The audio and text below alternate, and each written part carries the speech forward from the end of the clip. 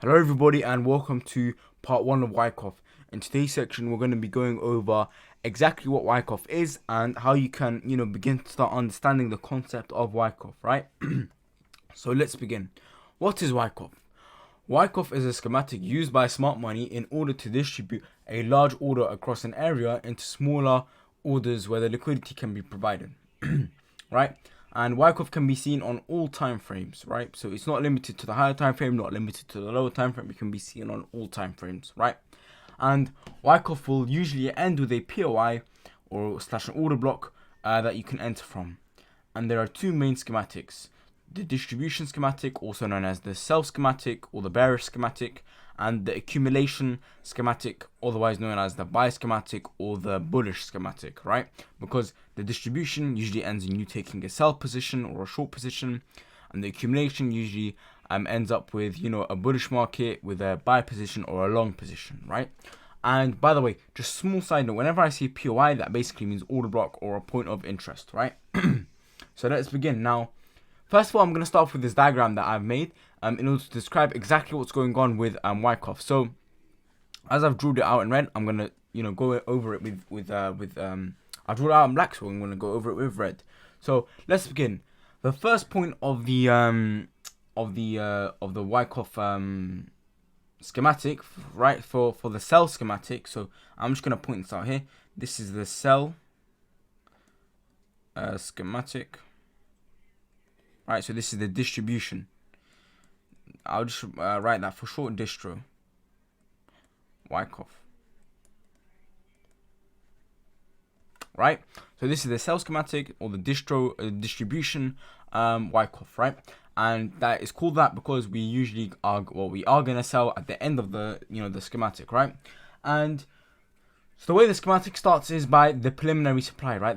The preliminary supply is just a small mark up, right? Just this small move to the upside, usually in the shape of like a channel or rally, which usually is then followed by the buying climax, right? The buying climax is the highest point of buying before we move into, our significant amount of selling, which is the automatic rally.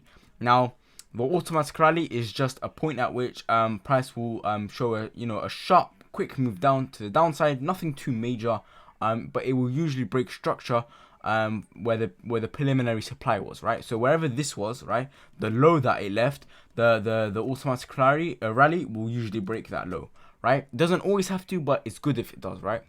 And then we have the secondary test. Now, the secondary test usually I would like it to meet up with the buying climax. Why? Because this usually tells me that right now liquidity is being created so that smart money can eventually open a position, right? Because what the point of Wyckoff is, as I mentioned in the PowerPoint, is that we have, let's say smart money has 100 million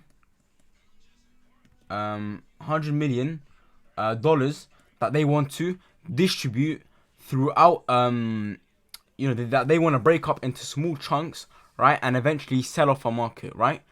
Now they cannot just, as we have seen in the order block and the liquidity section, they cannot just open a 100 million sell like any ordinary person, right? They cannot just open a 100 million sell. They cannot do that.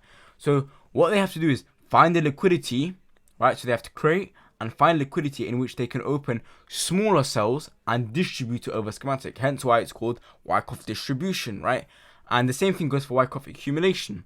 They have to accumulate buys in certain areas. For example, 20 million, 20 million, 20 million. So we've got 60, and then a 40 million, for example, right?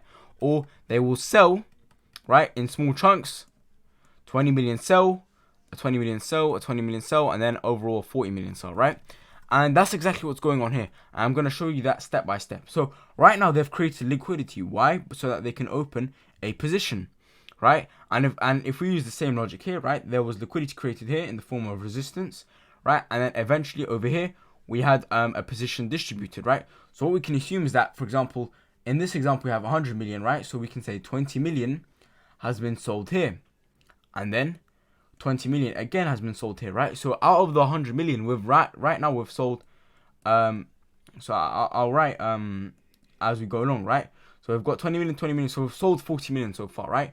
Now we have to sell off the rest, right?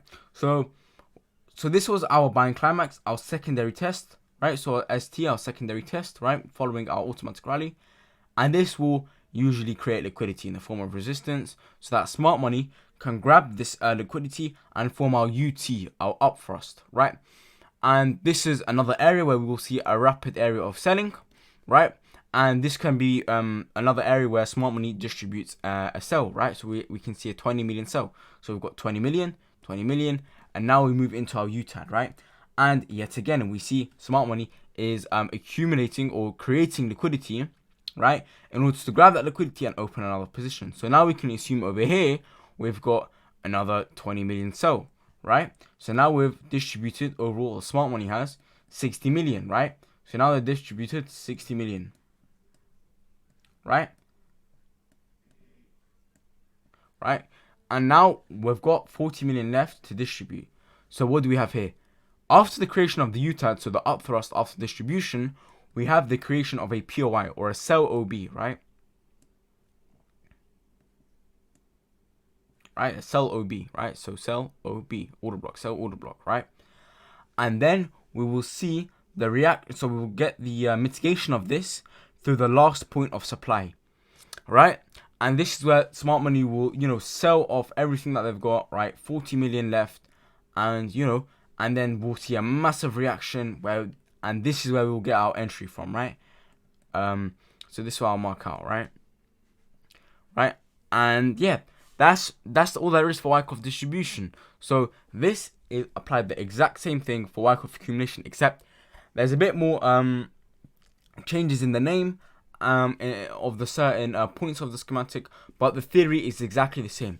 They are taking a very large amount of money, and they are using these specific schematics in order to distribute or accumulate smaller chunks of this, right? So we can split this up into 20 million, 20 million, 20 million, and then we have the 40 million left over, right? What they've done is they've distributed, in this example, they've distributed all of these, this 100 million, into smaller chunks of 20 million and then a 40 million, right? Or they can accumulate, right? They can accumulate, therefore buying, right? And I'm going to show you that right now. So if we move on to this pre-made example, right? Because it's exactly the same thing, so I'm just going to use a pre-made example, right? And I'm going to go over this really quickly because the theory is exactly the same. It's just that the way price is moving is just a little bit different, right? So if we start over here, same thing again, our PS or PSY or whatever you want to call it, right? Which is just, like I said, just a small amount of buying before we move into our, prolonged move down, right? So I'll move to the downside, right? And then, now this part is a little bit different. We've got our seller's climax, okay? And so, or our selling climax, right? And it's basically the same thing as our buying climax, except it's to the sell side, right? Because eventually, like I said, we'll go to the upside with accumulation, right? So we have our preliminary support or preliminary supply, whatever you want to call it, right? And then we have our selling climax, right? And then we have our automatic rally, same thing, right? Sometimes it might break structure to the upside. It usually might not. That's just something that you need to look out for yourself, right? So we have our selling climax, our automatic rally. Then we have yet again our secondary test. Now this diagram doesn't show it, but I'll usually like to see price accumulating liquidity again, right? So that yet again smart money can grab this liquidity. And this could be your spring, right? They've just mentioned this as a secondary test again. However, I would call this our spring, right? So we'll just move this across here. So this would be our spring, right? And then following that, we'd have our test, right? And that's where we would enter from, right? So we could enter from there, right? So ignoring all of this, right? And then let's just say we have our seller's climax, right? And we have the secondary test, and we've got the accumulation of liquidity, right?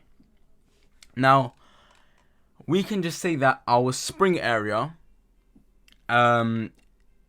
is the UT, right? It could be equivalent to our UT, right? And then we don't always see a test. We can see a test. However, yeah, again, we have our last point of support or last point of supply, whatever you want to call it. And that is where we will enter from, right? Usually from a POI. So let's just say we've got this. We'll just enter from a small buy order block, right? And there you go. That's all there is to Wyckoff accumulation and distribution. And let's just move on to a real life example, right, where we've actually seen this schematic play out. So we'll begin by marking out. So what do we have here? Our preliminary supply, again, like I said, in the form of a a rally or a channel upwards, right? And then we have our buying climax, right?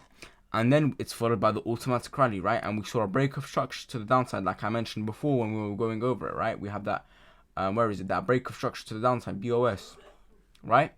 And then if we move on to our secondary test, right? I've placed it in two areas just because, you can do that because it's meeting up with liquidity here. And then we have meeting up with liquidity here, right? Now we've got that creation of liquidity, which is extremely important because why? Now smart money can distribute a position, right? They've already distributed the position here because they've broken out this trendline liquidity. So that's, let's just say 20 million here, right? And then we're going to have 20 million there. And we're going to see the creation of more liquidity, right? And then we're going to have our UTAD, we can say another 20 million, for example. And you can see the rapid, selling followed by a multiple break structure. Oh yeah, that's something I forgot to mention. At our UTAD, we always want to see a break of structure to the downside, right?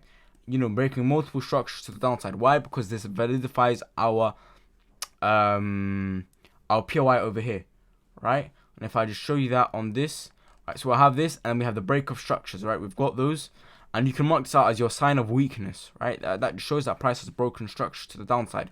So this validifies, this validates, I should correctly say, this POI over here, right? This sell order block, right? As I'm going to go into in further detail, right? So we've got that, and yeah, and then we're going to have our last point of supply, which I'm about to show in a minute. So let's just go on to a smaller time frame so we can see this POI in more depth, right? So you have to make sure that your POI is still valid, right? It's following all of the order block rules. So is it mitigated? No, it's not. High volume, break of structure, with the trend, you don't need to worry about that because after we are in a Wyckoff distribution, so we know it's going to be selling off eventually, and then we can just enter the normal way, right? And then you can have your targets as usual, right? Following our risk control section of the course, and that's all there is to Wyckoff, right? So the way you enter from Wyckoff, right? If I just show you this in the diagram, is through this POI created at the UTAD. So after the UTAD, you wanna see two things. After the UTAD, you wanna see. So I'll just section off a little area over here.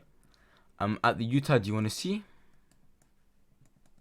two things, right? Number one, break of structure, right? And number two, a POI, right? And this will be, in this example, a sell order block or just any form of order block, right? Because in an accumulation, we will see a buy order block over here, right? And so if I just show you that over here, right? Here we have our break of structure. Oh, we're moving back onto the tool. Here we have our break structure, and here, as I just showed you guys, we have our POI, right? And if you're wondering which POI do I select, it goes the same thing for the order block rules. Which order block do you select, right? The most valid order block is the one that you select, right? And as you can see here, this is clearly the most valid one. And yeah guys, that's all there is to Wyckoff that I'd say for now. In the next episode, we're going to be going over the Wyckoff price cycle, and I'll just touch up a bit more on entries, right? I'll see you guys in the next part on Wyckoff.